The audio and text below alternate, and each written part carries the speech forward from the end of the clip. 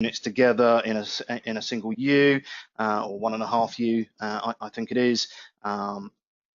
You've got an optional USB for storage, future expansion on the back as well.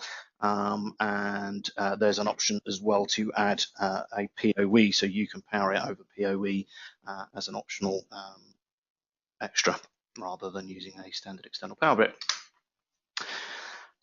Options, we have plenty of them for you. So the Vega 60 is your kind of analog, small analog and BRI connectivity. So FXO and FXS, FXO being the ones that go into your BT line socket, FXS being your devices like your PDQ machine, your fax machine, analog room phones, etc.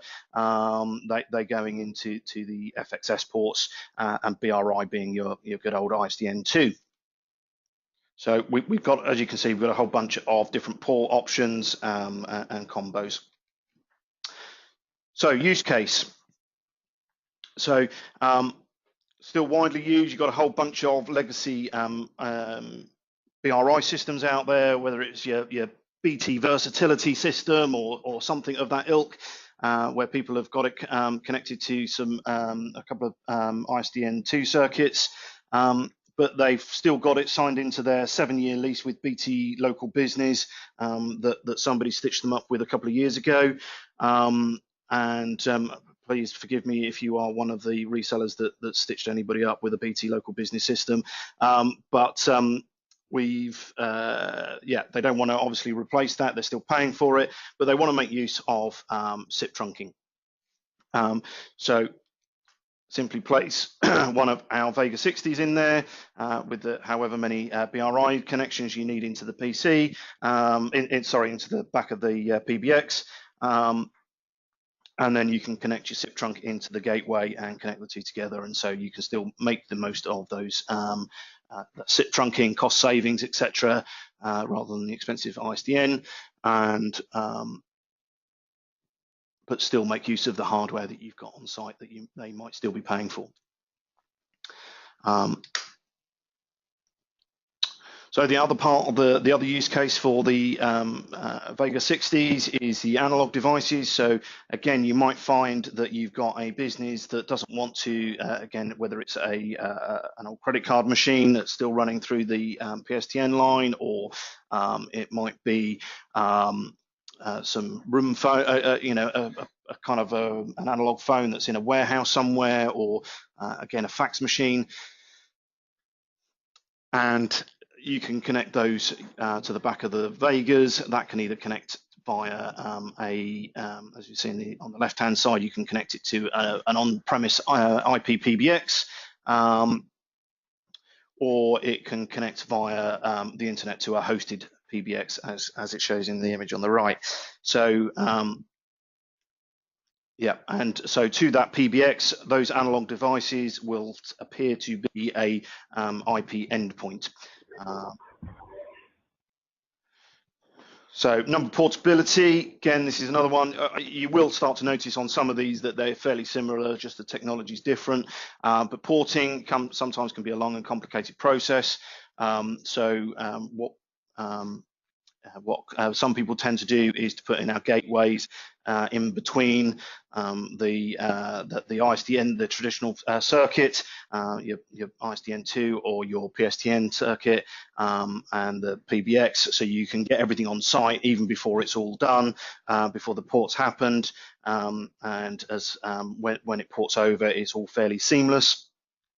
But then once that port's happened, great, you've probably still got an FXO line for your broadband connectivity, most people have, or you can keep one, and you can keep it in place as a failover.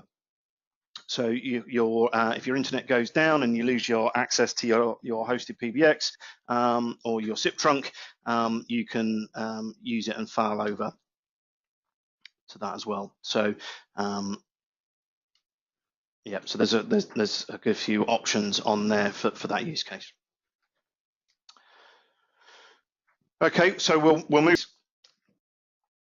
So the 3000 and 3050s are the difference is 24 or 50 FXS ports. the 3000 has the 24, and the 3050 has 50 FXS ports. It's a slightly smaller chassis on the 3000, and again, they both have rack mount kits.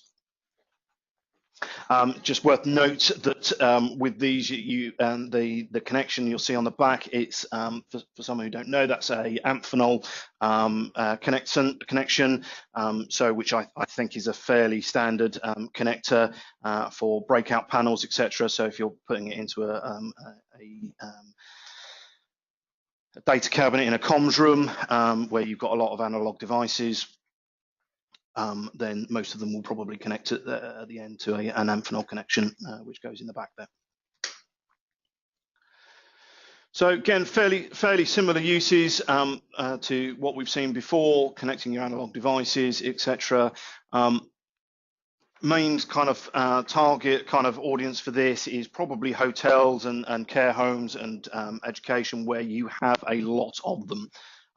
So where we've seen a lot of these is particularly hotels. You've got a whole bunch of analog room phones where people don't really want to, rip out all the analog cabling and recable with Cat5. So as I say, connecting them to the 3050 or the 3000, you can make those appear to your PBX as a IP endpoint. So yeah, so it's a great little feature for hotels without having to rip out all of those analog cables that they've got. Now, something that we include in all of our gateways is our enhanced network proxy. And so what this does is effectively it creates a backup network for your IP phones in the case of in case of sort of you can't connect connectivity issues. So what happens is if you've got IP phones, so again, if we use a hotel as a sample scenario, you've got your reception phones, which will be probably on the IP network and connected to a hosted or an IP PBX, and then you've got all your analog phones that are connected to the gateway. In normal circumstances, if your analog phone, if your internet goes down, you will lose connectivity on the reception phones, the IP phones, and the room phones can't communicate with the IP phones. With our gateways, with this enhanced network proxy, you can create a backup registration within the gateway itself. And so the phones just, if they can't reach the PBX, then they just register to the gateway, and then those devices can still connect to each other, the analog devices and the IP devices.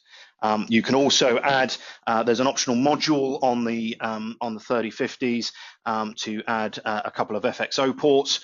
So again, if you want extra resiliency for emergency dialing, you can add an extra couple of FXO ports so that you can connect it to some analog lines. So should, again, the connectivity go down to your SIP trunk, you can still get some emergency dialing out for 999, etc., in case of a fire or emergency. Why do you win with our gateways? So again, this is kind of, so all across the great thing is we have all of these different gateways options in terms of the port configurations, in terms of the technology it connects to. But the reason why you win is that it's the same common GUI across the whole range. So you don't have to learn different settings for different gateways. We have a quick config mode, which in 90% of cases will do what most people need it to, but we have an expert config mode option for the more complex uses. And again, as I've just mentioned, we've got the EMP, things like failover to FXO and failover relays. These are good redundancy features that you don't see in many of our competitors' gateways. The other thing, again, which we tend to not see in others, is that with other gateways, particularly the high density, you might have 48, 50 ports, but actually you can only use 16 of those ports concurrently at any one time. Whereas with all of our gateways, all ports are always available at any one time. So there should be no bottleneck from that point of view. They're price competitive, so again, as we said, we know we're not the cheapest. There might be some cheaper gateways out there, and there's probably some definitely more likely to be some more expensive gateways out there.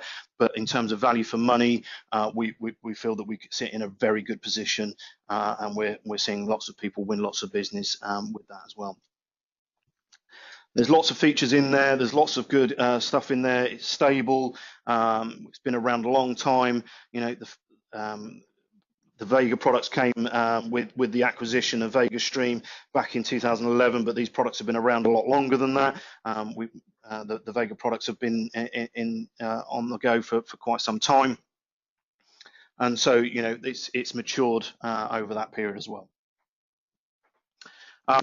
And the other thing that goes along with that is the support and professional services that we offer with this. So we recognize that we don't always get things right. There's sometimes bugs get into our system, like anybody does. But I'm confident that we've seen on many occasions when that happens, we can we can find it, and we can push out updates in a very quick space of time.